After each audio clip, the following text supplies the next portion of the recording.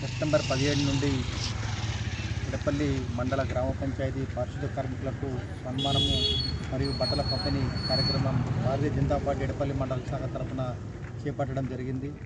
గౌరవ పార్లమెంట్ సభ్యులు శ్రీ ధర్మపురి అరవింద్ గారి ఆదేశాల మేరకు సేవాభావంతో ముందుకు పోవాలని పిలుపునివ్వడంతో ఈ కార్యక్రమాన్ని చేపట్టడం జరిగింది.